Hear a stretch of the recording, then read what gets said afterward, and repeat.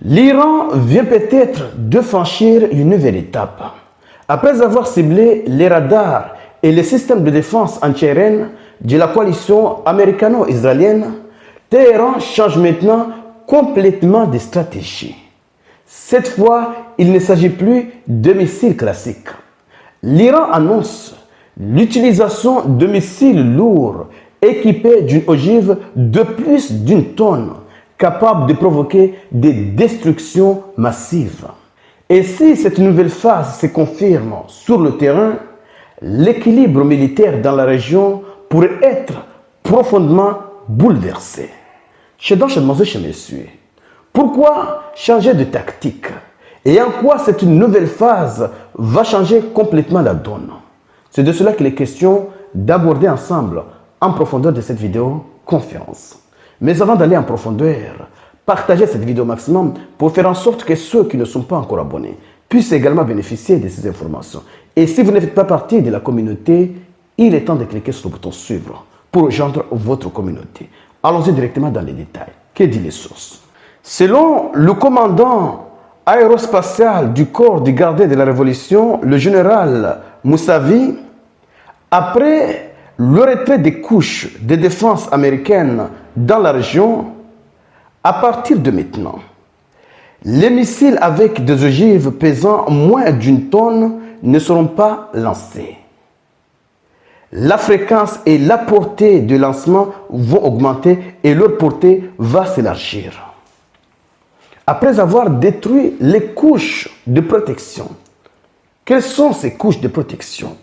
Il s'agit des radars hautement sophistiqués que les États-Unis avaient installés dans les pays voisins, comme le gigantesque radar d'alerte précoce qui a été installé au Qatar, qui a été complètement pulvérisé par l'Iran, ainsi que des radars extrêmement avancés comme les radars du système Tayet.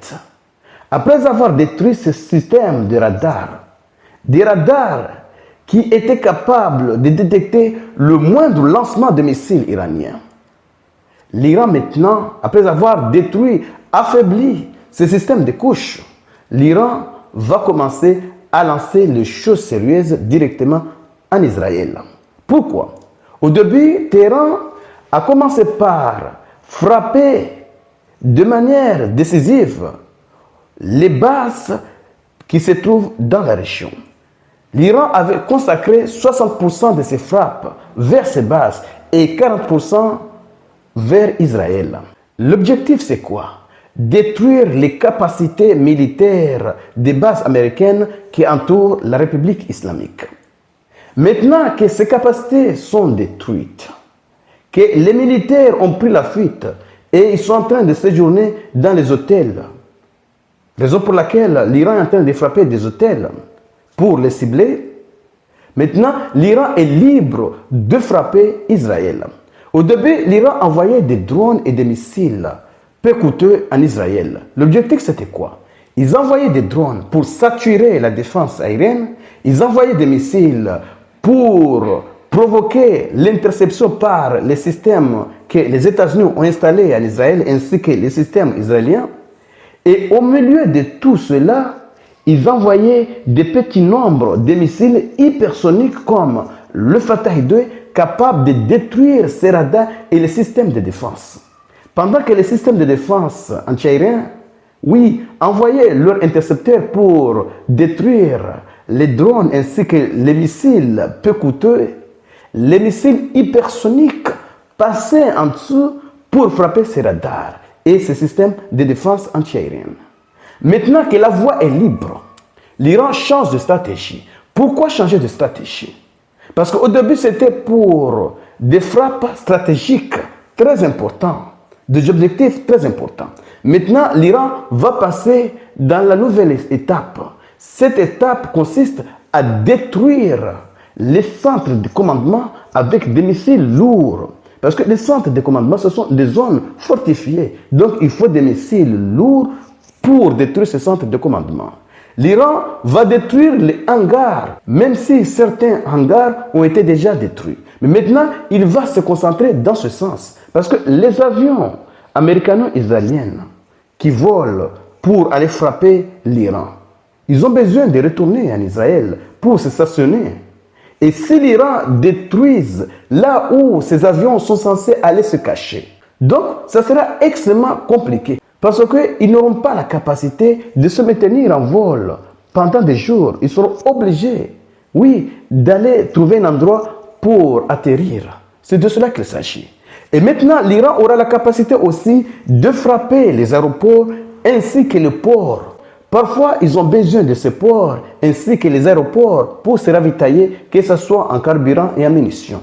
Si l'Iran utilise des missiles lourds qui pèsent plus d'une tonne, il peut détruire ces aéroports et ce port.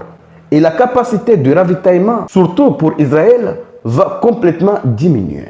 Bien sûr, ils vont trouver des alternatives, mais pas comme si vous avez des ports et aéroports. Chez Demoiselles, chez Messieurs, partagez cette vidéo au maximum pour faire en sorte que ceux qui ne sont pas encore abonnés puissent également bénéficier de ces informations. Parce que nous avons vu le début. On avait cru que l'Iran était en train de frapper massivement Israël. Au début, c'était juste du vent.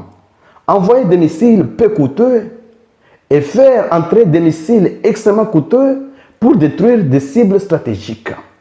Maintenant, l'Iran n'a pas besoin de lancer vraiment une grande salve de missiles. Non, il n'en a pas besoin. Cette salve, il va garder parce que le conflit peut durer. Maintenant, l'Iran a besoin de détruire là où les gens donnent les ordres pour détruire et démanteler les chaînes de commandement. L'Iran va peut-être commencer à frapper le Parlement, la présidence, etc., etc. Parce que maintenant, la voie est libre. Et surtout que l'Iran n'a pas besoin d'utiliser ces missiles. Pourquoi? Parce que le Hezbollah contre-attaque, lance beaucoup de missiles. Donc, les systèmes israéliens sont déjà saturés avec des raquettes qui coûtent moins cher et que Israël est obligé d'intercepter. L'Iran va profiter aussi de cette occasion pour lancer ses missiles, puisque les systèmes restants sont déjà saturés. L'Iran va lancer probablement 30 missiles dans une vague et le Hezbollah va lancer peut-être 100 raquettes pour encombrer les systèmes de défense et les radars pour permettre que les missiles iraniens atteignent leur cible. Chez Messieurs, la situation va changer complètement dans les jours à venir. Partagez cette vidéo au maximum et surtout, restez connectés pour la suite des événements. Merci.